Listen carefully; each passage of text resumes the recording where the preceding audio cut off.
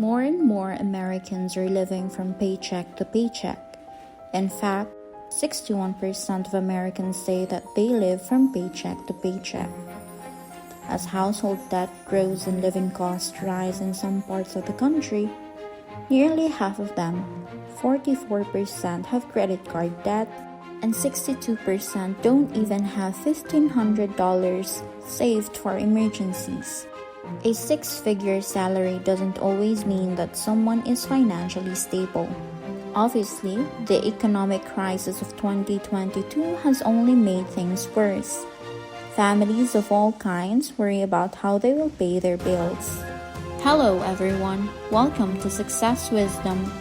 In this video, we're going to talk about how 61% of Americans are broke and how to stop living paycheck to paycheck in 2022.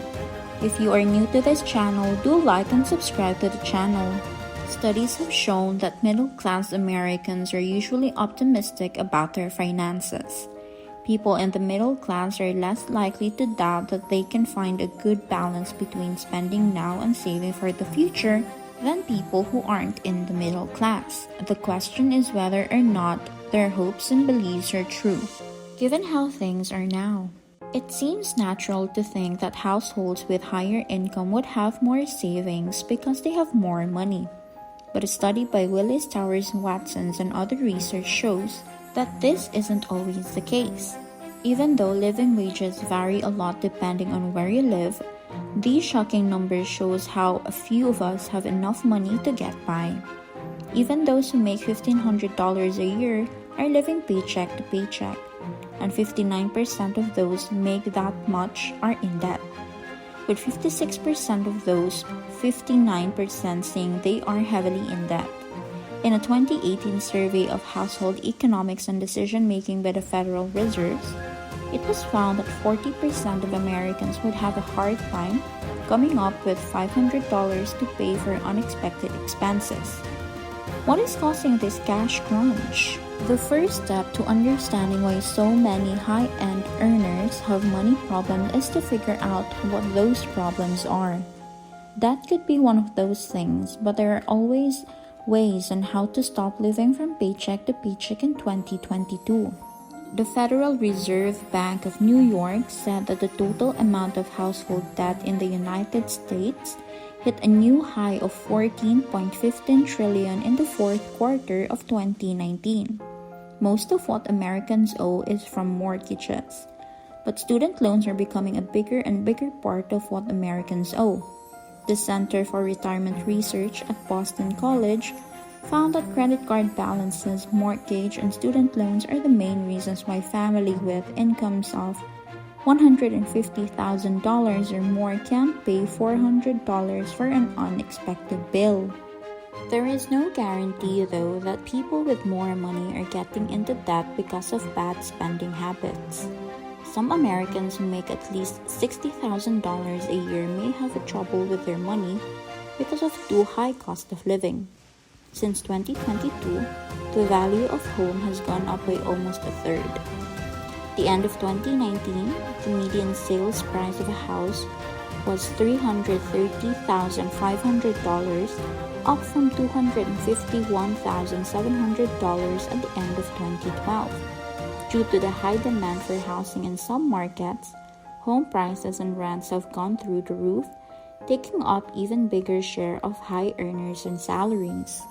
One study by Magnify Money found that if you make $100 a year, San Jose, California is the worst place to live in. After paying for housing and other monthly costs, residents end up with a $454 deficit each month. Student loans are one of those costs, debt payments, transportation, healthcare, and childcare. Families with a lot of money have to pay more as their kids get older and get ready for college.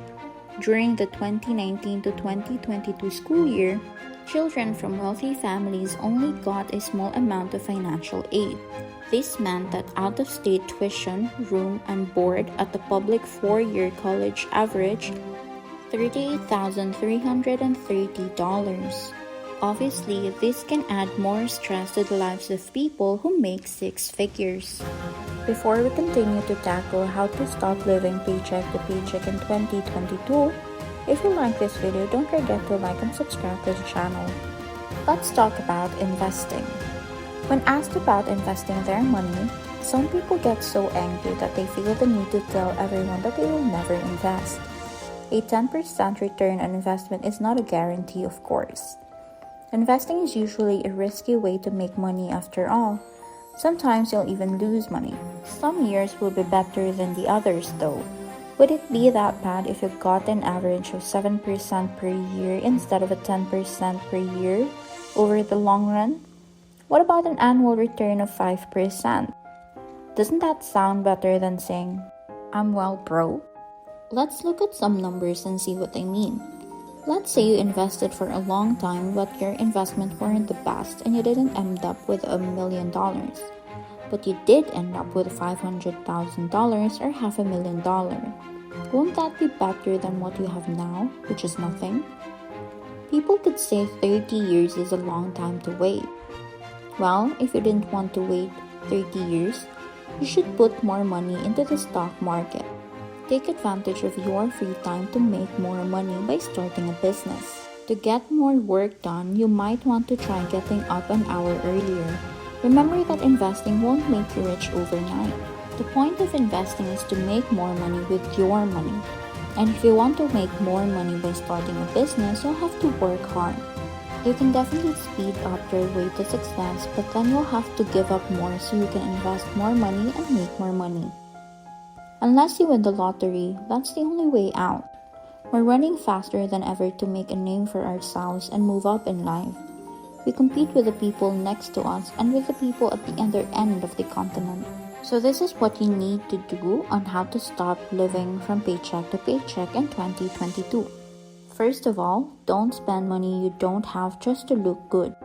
Everyone wants to be impressed in this day and age. In some parts of the world, it's not okay to look less than your best. Some people think that beauty comes from the inside, but others think it comes from what you wear and what you will drive. We spend our paychecks at a department store to show off to people who don't really matter.